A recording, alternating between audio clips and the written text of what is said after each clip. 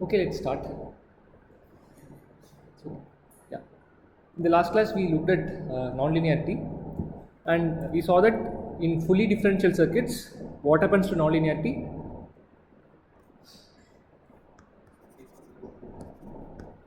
It becomes less Yeah, why? I mean, because even terms get cancelled. even terms get cancelled, so the linearity improves. And I mean, there it completely cancels because we assume that the two differential halves are properly matched. But in practice, there will be some mismatch. So you'll not have only the odd terms, but very small even order terms. So if you apply a tone at f naught at the output of a fully differential system, ideally you should get only the odd harmonics, but because of the mismatch you will have some residual even terms also. Okay, and we also saw what happens if you take such a nonlinear amplifier and we put it in a negative feedback loop like this.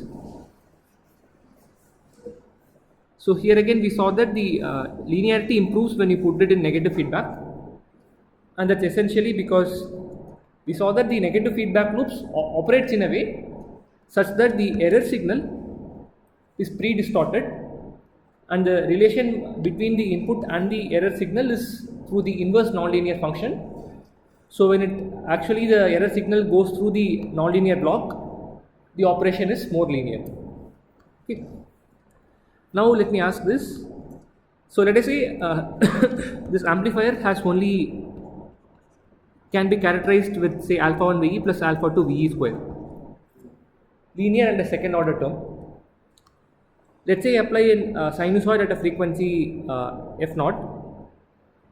What are the sinusoidal frequencies I'll observe at the output? Okay, that's all.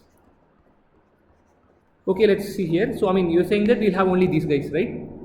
So obviously the here also I'll have the same frequencies. So what frequencies do you think we'll have in the error signal? You have both f naught and Till have both f naught and 2 f naught. then you get square. So now this gets processed by the nonlinear term. So what other things you'll get? You have 1 and 4. No, not just that, right? You get all You'll get product of these two. You'll get 3, 4 also, right? So basically what will happen is you'll have all harmonics finally. Okay. Of course, the strength of all of them will be very small because the loop suppresses them. But if you take an amplifier which has only let's say second order or third order nonlinearity, in negative feedback loop you will get all harmonics, and that's simply because see if the output is say some k1 v in plus k2 v in square, then you are right. If I apply a sinusoid at a frequency f naught, here I will get only 2 f naught, but here the output is basically f of ve, which is basically alpha 1 times v in minus beta v out plus alpha 2 times v in minus beta v out square. Okay. So the output is not just related to the input squared, but it's also related to the square of itself. So this feedback causes all harmonics to be generated. Okay, great. So in the last class we also saw how we can find the coefficients of the nonlinear terms at the output, and that was basically a brute force calculation where you equate the powers. So now we'll see a slightly better way to compute that. And to explain the technique, I'll consider a simple RC circuit like this. So let's say this is V in and the voltage across the capacitor is V out. So this is a purely linear circuit, so it's pretty easy to solve, and you can solve it by KCL. So let's say I apply KCL at the output node. What is the current through the capacitor?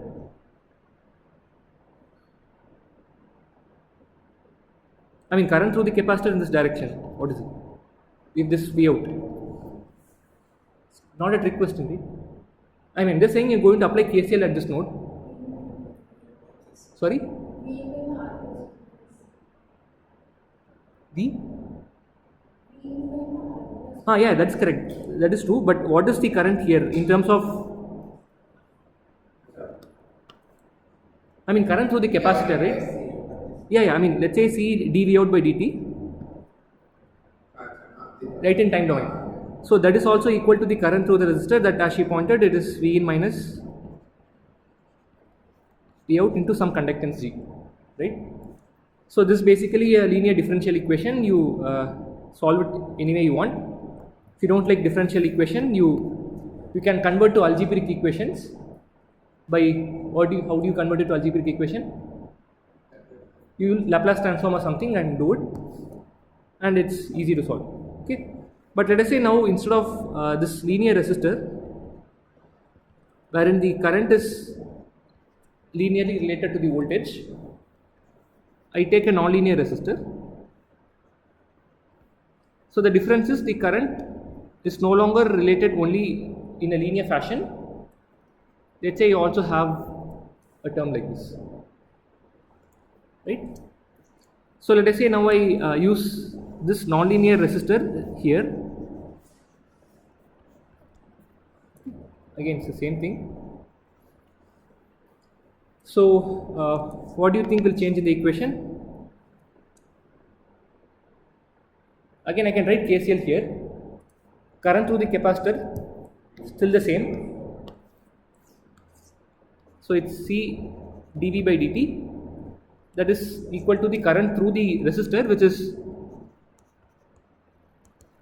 the linear term plus the non-linear term.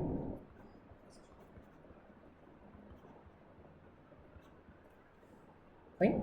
So, and okay, so now if I apply a sinusoid at a frequency f naught, can you look at the equation and tell me what are the frequencies I'll have? This is the equation governing the operation, right? So V in is a sinusoid at a frequency f naught. At V out, what all frequencies I'll have? Basically all harmonics. It's very similar to the negative feedback case we saw. And in fact, you can model this as an equivalent negative feedback. You can think about it.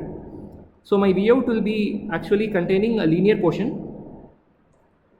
I'll say it V out 1 plus a term corresponding to the second order non-linearity, one corresponding to third order, fourth order, and so on. You'll have everything.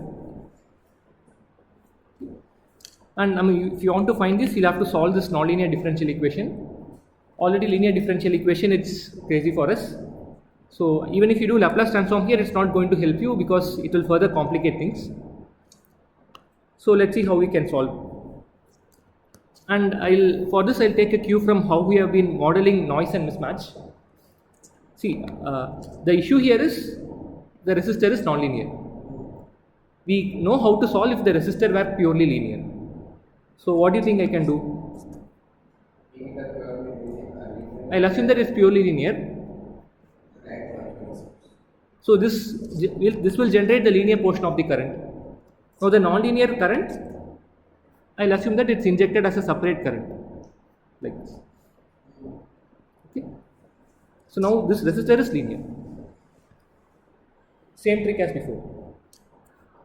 So let's see how if this will help us.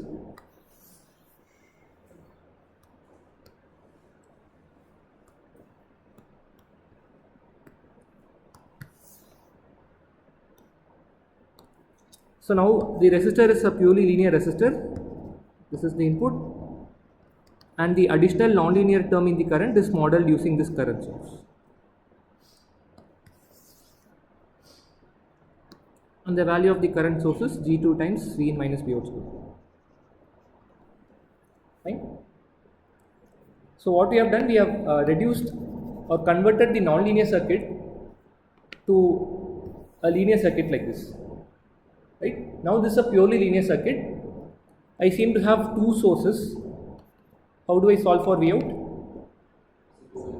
Superposition, right? So first let me consider only due to V in.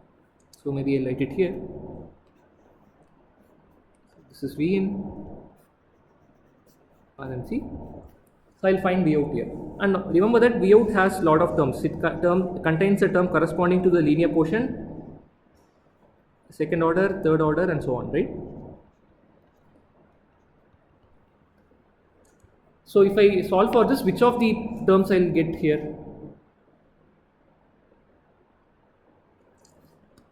We have one linear. Huh?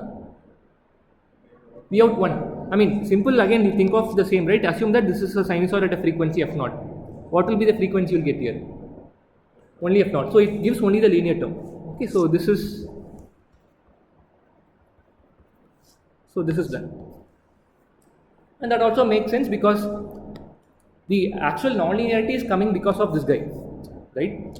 So the linear term will come only due to this linear quotient, and all the non-linear components in V out we can compute from the other source. So now let's try to find the response due to the current source. So V in is short. I have the same thing. Let me make some space. Now I have the current source. So it's G2 times V in minus V out square. So now if you think about it, I know what is V in, but I don't know what is V out, right? V out is all these terms. In fact, we started off to find out what this V out is. And looks like to find V out, looks like we need to know what V out is. So we are going around in circle. So can you suggest some trick using which I can get out of this loop?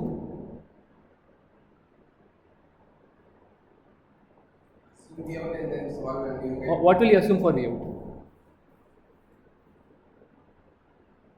We out 2 plus we out. But I don't know what these are, right? We just take it like this. We can assume that it's just linear quotient. See, V out is all these terms, but I have already computed the linear quotient, right? So if I assume that my V out is approximately V out 1, and this approximation will be valid as long as my linear term is greater than the non-linear terms, V out 2, which will in turn be greater than V out 3 and so on. So this kind of thing is, called weak non-linearity, wherein we have non-linearity, but it is not really strong. You still have the quotient dominant by the linear term. So now that's a decent approximation. So let's see. So this is now approximately V in minus the linear quotient square. So now I'll solve for V out. I'll get something. So again I have all these terms. Which of these terms do you think I'll get here?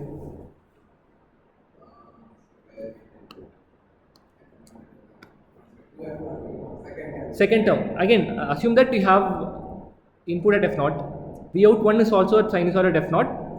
You square it, you get the second order term. Now you will get the second portion. Okay. So this will also be done. So what can I do next?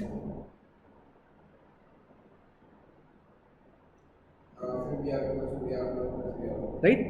See, we start. Here if you think about it, I need to solve for these two guys. The response due to this is accurate. The response due to this was approximate because I approximated V out as only V out 1, because initially I knew only V out 1. Now I know both of them, so I have a better approximation for V out. So we can use that and try to solve. I'll copy this.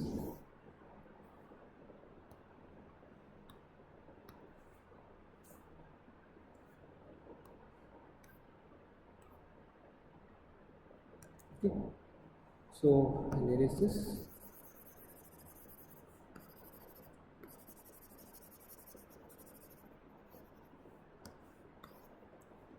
So now I'll assume V out to be approximately V out 1 plus V out 2. So which means the current source will be V in minus V out 1 minus V out 2 square. This will be the current I'll have to inject. So if I expand it, I'll get V in minus V out 1 square minus twice G2 times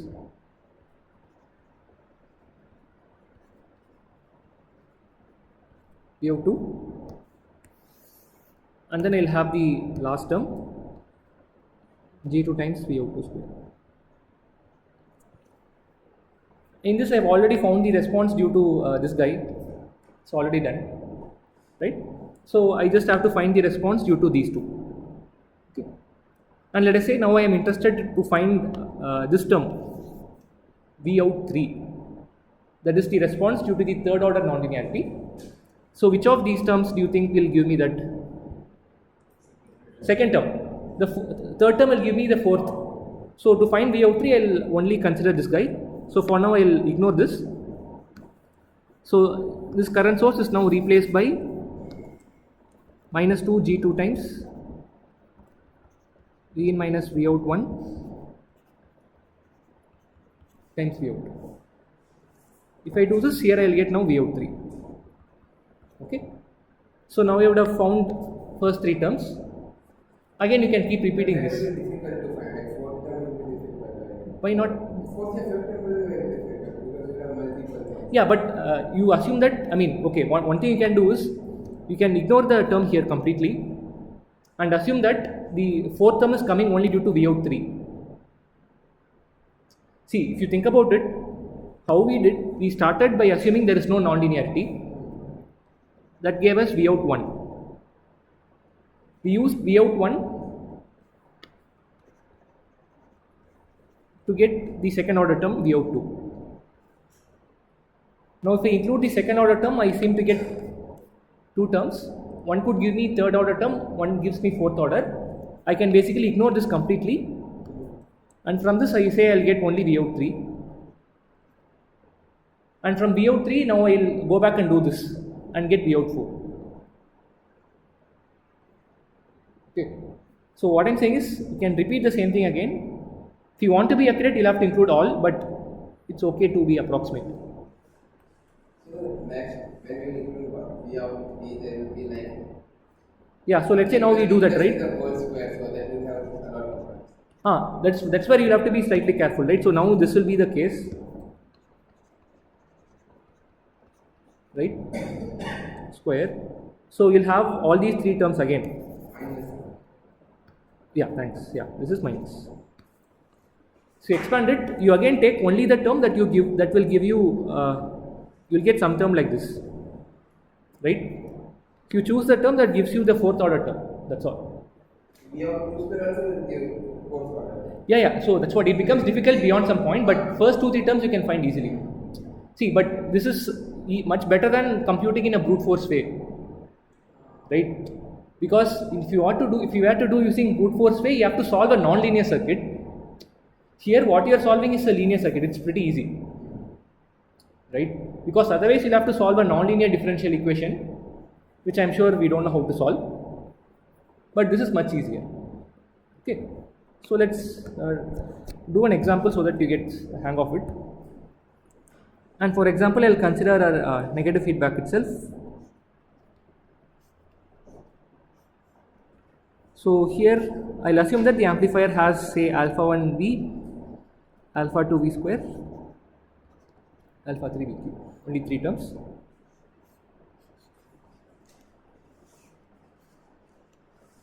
And let's say I'm interested only in the first three terms,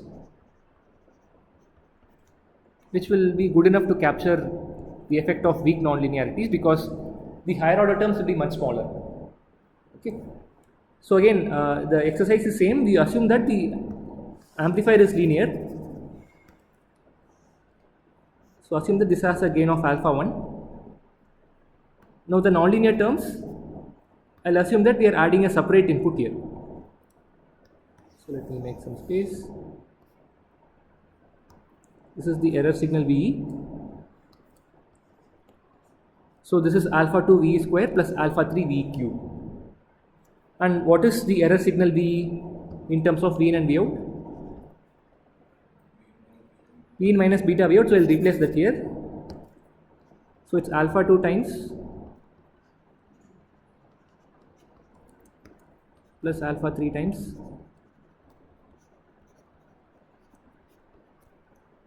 right. So again, I have now a purely linear system, I can easily solve for it. So this guy is not there first. So what will be the V out due to V in?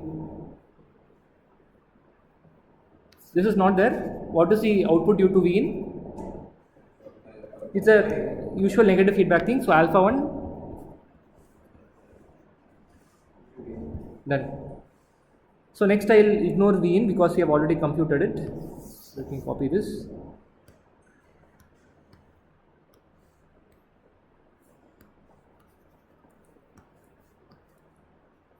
So now I have basically two terms. So again I'll use superposition. I'll consider only the first term. For the considering this term, I'll find what V out 2, V out 3 is. Do the same thing with the other term, and then add the total response. Okay. So this is the deal. Again, first approximation is V out is roughly V out 1. Okay. So let me call it some xi. So what is xi? Alpha 2. V out 1 is basically alpha 1 by 1 plus alpha 1 beta V in. Sorry, this is square. Yeah. So what does it simplify to?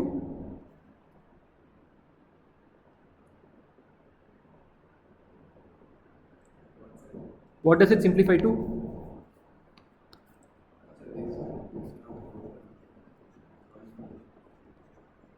Fine.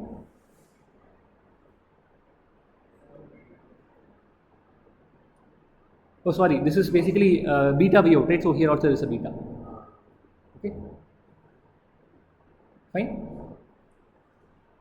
So now I just need to find what is my V out from xi. What is the transfer function from xi to V out?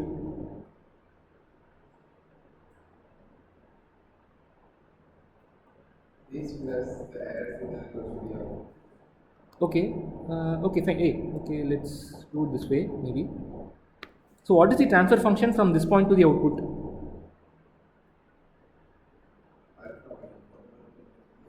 It's a negative feedback, right? What is the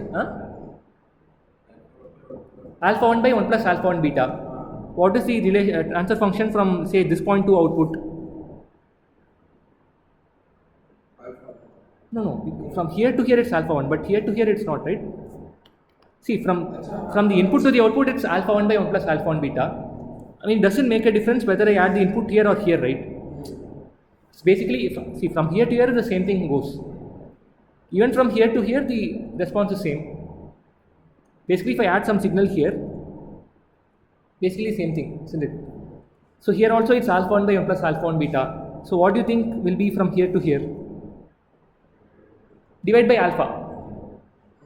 Okay, you can work out, but so the V out second term will be 1 by 1 plus alpha 1 beta. That is a transfer function times the input I have. So this directly gives me V out 2, and that's exactly what we saw in the last class. So it's alpha 2. So now get this in one shot. Now if you want to find the third term, you will have to do one more round. Probably let's do that.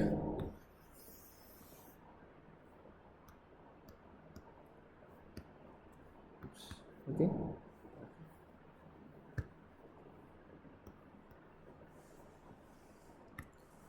So now this is approximated as V out 1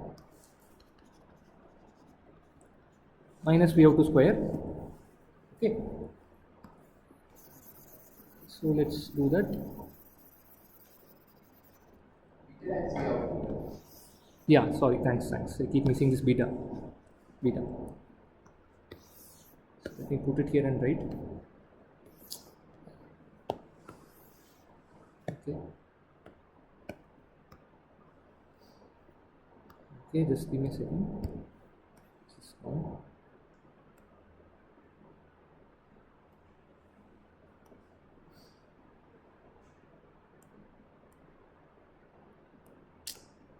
It's not even letting me close it.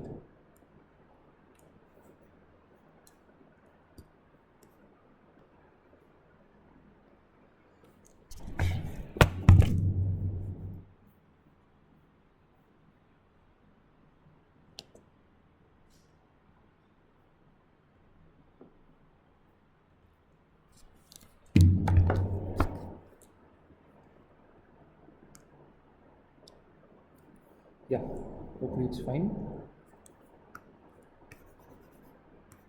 So this is V out 1, and then I have minus beta V out 2, I think it was alpha 2 V in square. Okay, so this square. So again, let's quickly write it. We are interested in only the term V out 3, right? So if I expand it, I'll get something due to this that I already included, right? So which term here will do you think will give me the response due to V out 3?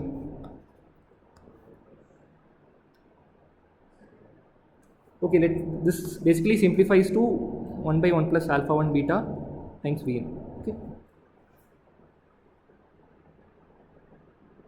So now I have this term minus this term square. So which term will give me? The cross term, right? So that's basically minus 2 alpha 2 beta Vn cube power 4. Again, I think I have one more alpha 2 square. Okay. So the signal I'll inject will be this now. So this is my xi. Again, from here to V out, the transfer function is 1 by 1 plus alpha 1 beta. So that directly gives me V out 3 to be this signal, which is minus 2 alpha 2 square beta V in cube whole power 5. Okay. So this term has power 4. The transfer function itself has 1 by 1 plus alpha 1 beta becomes power 5. So we can stop here because we are only interested till the third term. But the job is not completely done because we have only considered this guy. We still have to consider the third term, and that's actually simple. Let's do it. Oops. Sorry.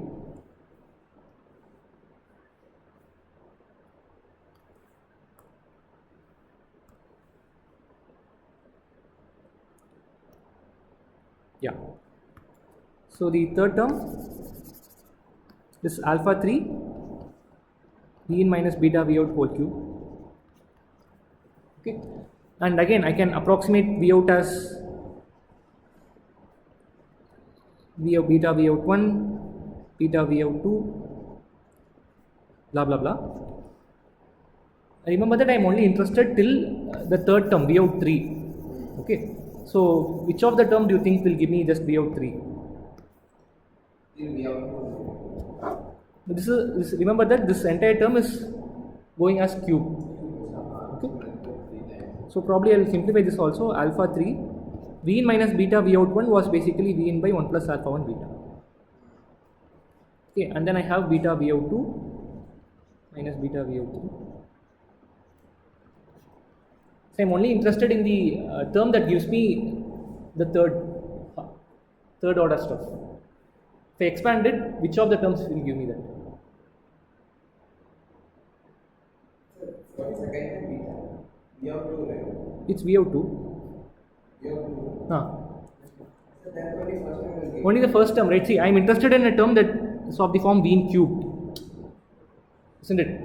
V out 2 has term corresponding to V in square. V out 3 will have a term corresponding to V in cube and so on. Only the first term will give me. So this is pretty straightforward here. So it's alpha 3 V in cube by 1 plus alpha 1 beta whole cube. So that will be the term I'll inject here. So it's alpha 3 by 1 plus alpha 1 beta cube. So again, the transfer function from this point to the output is 1 by 1 plus alpha 1 beta. So the V out 3 I'll get here will be this guy times 1 by 1 plus alpha 1 beta. Okay. So this is the final V out 3, and that's enough for us. And this technique is called the method of nonlinear currents, or it's also called as the method of current injection.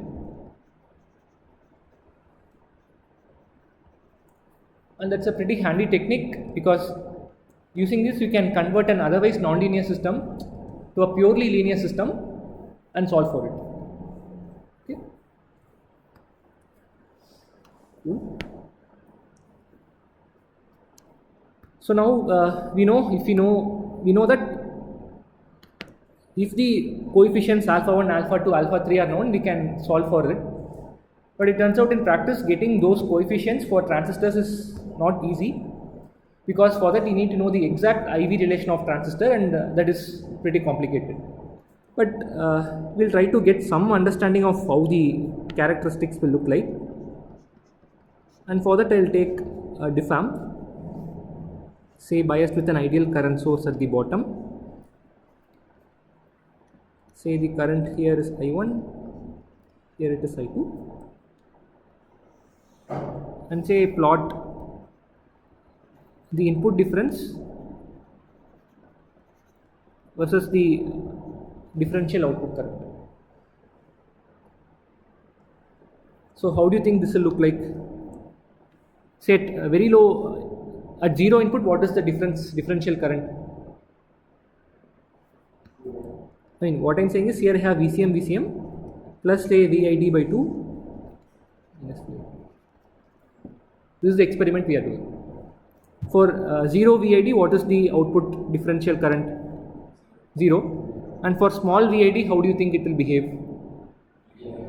Linearly. And what is the slope? GM. And what happens after some point? Yeah, it will saturate to what value? I naught. See, beyond some point, you know that all the currents will get steered to one of the branches, and this side will go to I naught. And what is the voltage at which the entire current gets steered?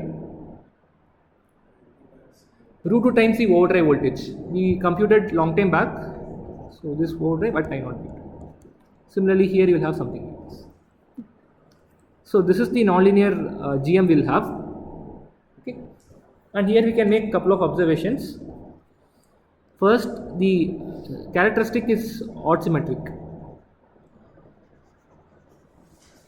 Why does it make sense? Can it be an even symmetric nonlinear function?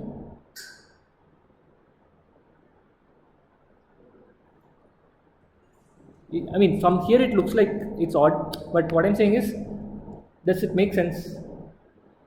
Or which? Oh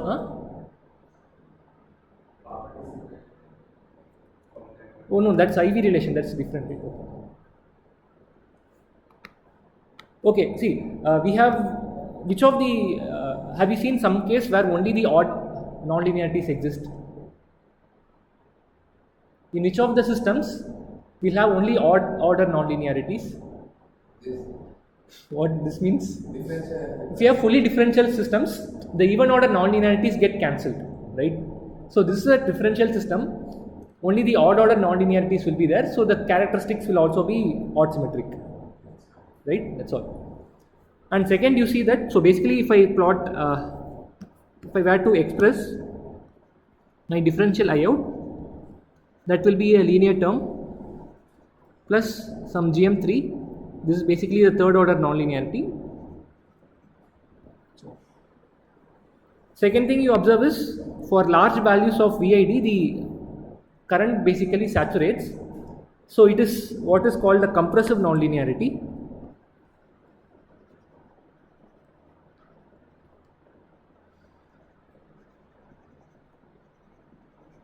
Because in principle you can also have an expansive nonlinearity like this, right? So in case of a compressive nonlinearity, can you comment anything about the product GM times GM3? GM is the linear coefficient, GM3 is the third order nonlinear coefficient. So my question is it greater than 0, less than 0, or equal to 0?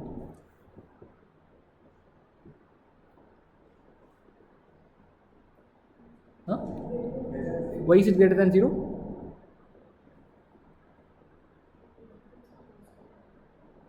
GM is positive, but we don't know anything about GM3, right? I mean, this is not even technical, it's just math based question. If I give a characteristic like this and say this is the function relation, can you say anything about it?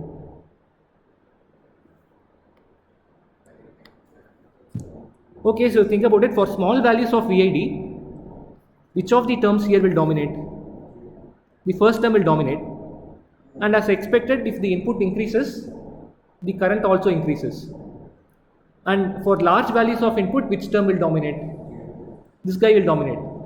And I see that for large values of input, the current basically saturates. So what can you say?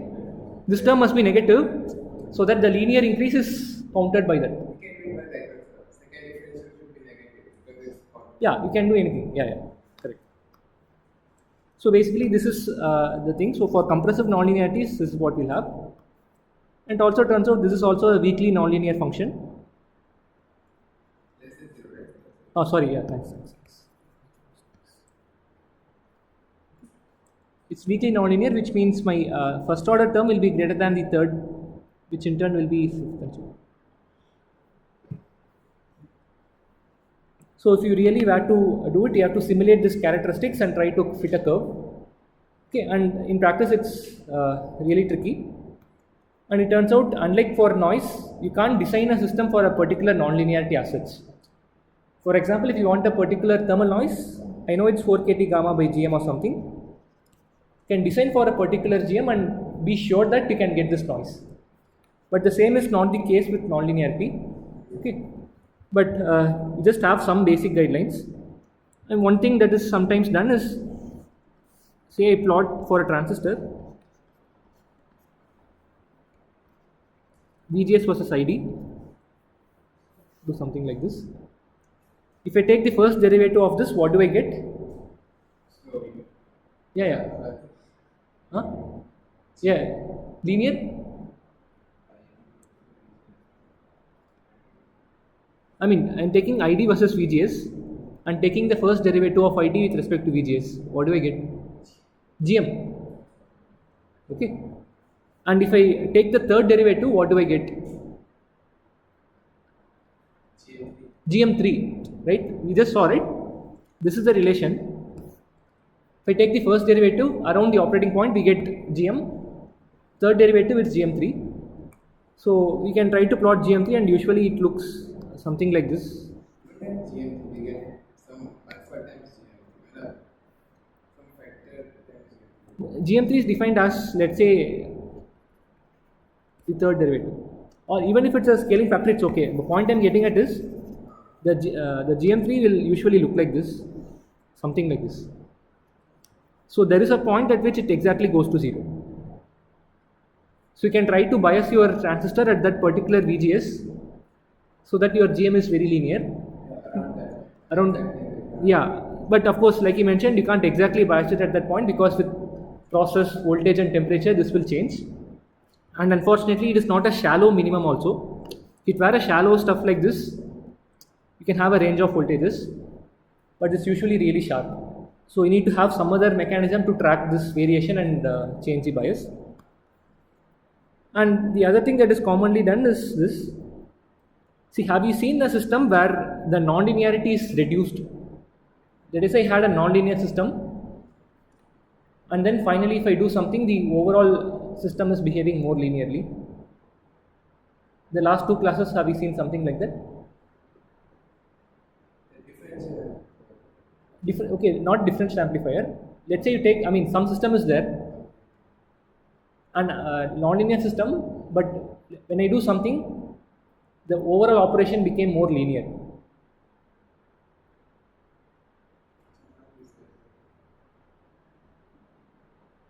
Okay, negative feedback, we saw that, right? The negative feedback loop kind of helps you in getting a better linearity. So often we resort to negative feedback to improve the linearity. And let us say you want to get a very linear GM. So this is what you want, but this I want it to be really linear. And I know that if I have a linear resistor, my IOUT is guaranteed to be the conductance times the input voltage. But of course, I cannot directly apply the input voltage here because that will load my input. So what I'm saying is, if I do this, I get a linear current. But I can't do this because my this guy will load my input. So what can I do?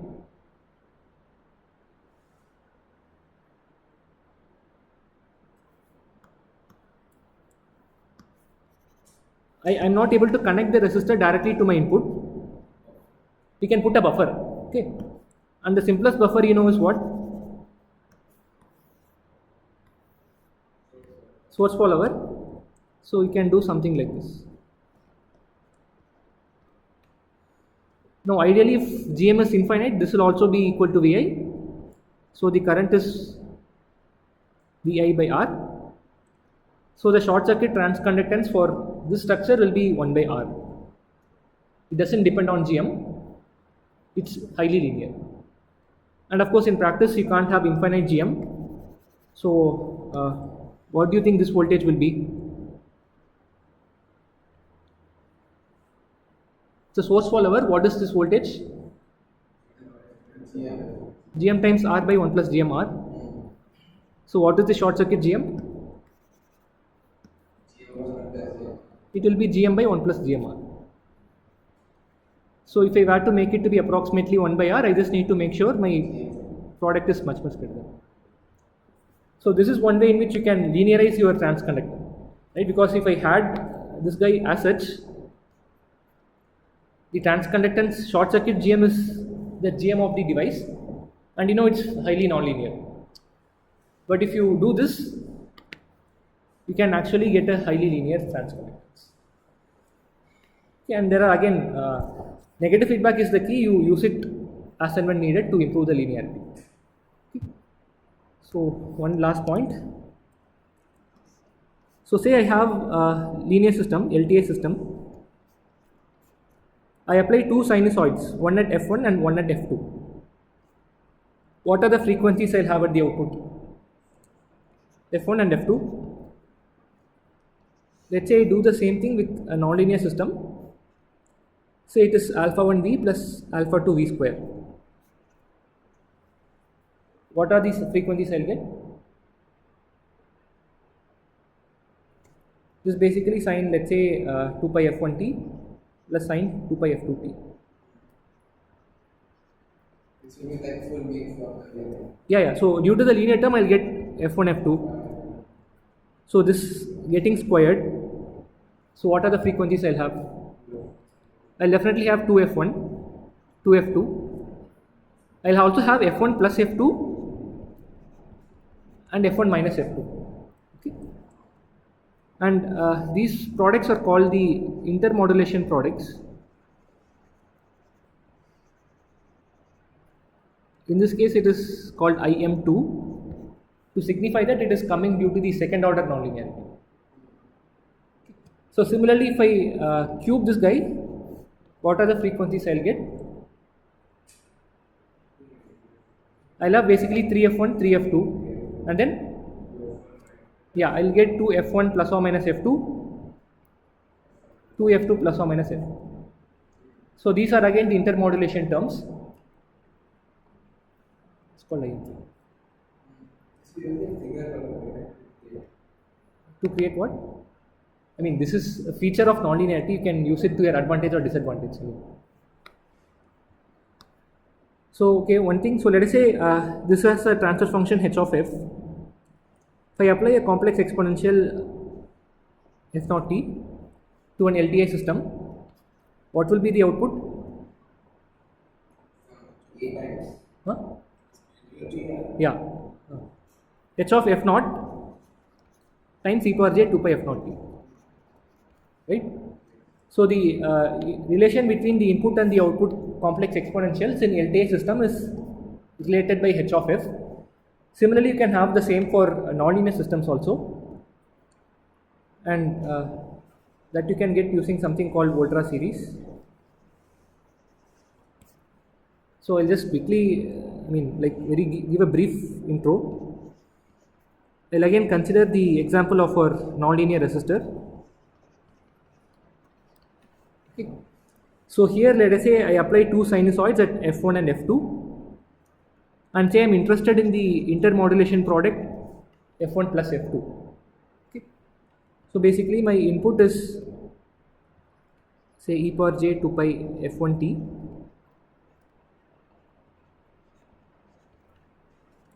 So I know that my output will contain all powers of V in, right? Because we already saw there we'll have V out 1, V out 2, V out 3, everything. But I'm interested only in this product. So till what I need to consider? I have V out 1, V out 2, V out 3, right? I am only interested in the term F1 plus F2. Till which order non-linearity I should consider?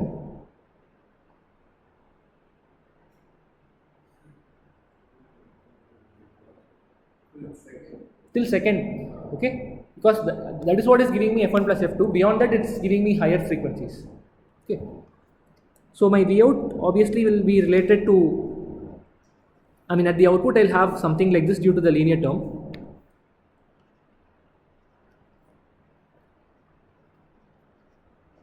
I'll also have F2t. Similarly, I'll have a term at 2f1, a term at 2f2. Similarly, I'll have one at f1 plus f2. I'll have one at f1 minus f2. Okay. Now you can, the linear term, oops, say has a transfer function h1 of f. Similarly, the linear term here will be scaled by h1 of f2. Okay. Now, if I look at the term f1 plus f2, at least it makes sense that the transfer function must depend on both frequencies f1 and f2, right? Because it is sum of the two frequencies, at least makes sense that it should be dependent on the two. So this can be written as some h2, signifying second order linearity. Okay. Similarly, the term f1 minus f2, I'll just write it. So it will be scaled by h2 of f1 comma minus f2. So by that logic, what do you think will be the function for 2f1?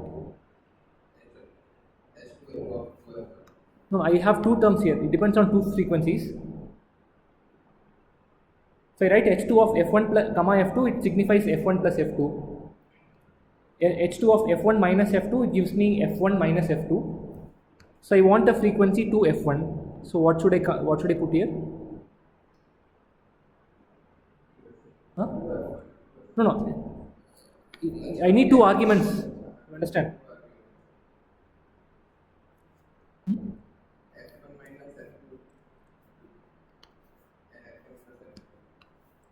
I mean, it's basically f1 and f1, right? Because, see, the thing is, it depends on how you get this term, right?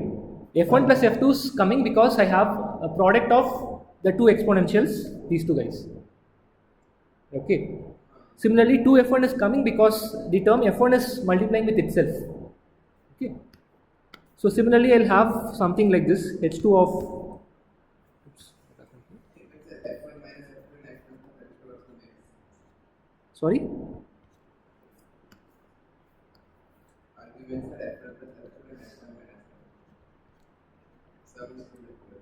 Yeah, you understand. That also sums up to 2f1. But the deal is, see, okay, I'm not explaining clearly, but here we are writing it, so this is depending on f1 and f1 here, because the complex exponential at 2f1 is arising because I have a case like this. I have 2f1t times c power j 2 pi f1t.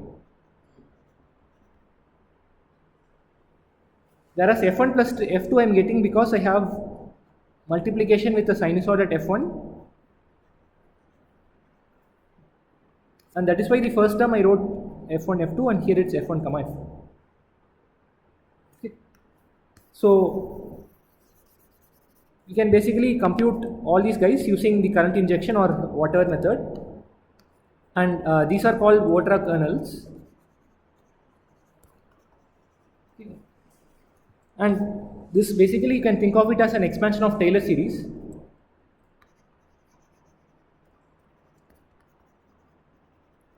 See, in Taylor series, we have y of t, a nonlinear function, or I'll use x of t. So that is basically some, x of plus x dash of t times whatever, or I'll write it like this. Y of x, I know it's linear term, x power 0 into something, x power 1 into y dash of something, x square into y double dash of something, and so on.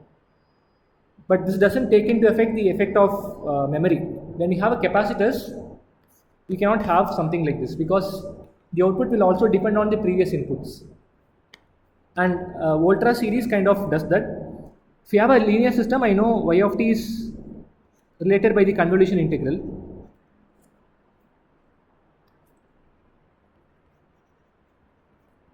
Right? Now we have a nonlinear system with memory. You can do a similar stuff. You can have this linear term plus a nonlinear term plus you have a third order nonlinear term and so on. It is similar to the Taylor series expansion where you use the fact that a linear system is modeled like this. So it is just for your information, so nothing major in this.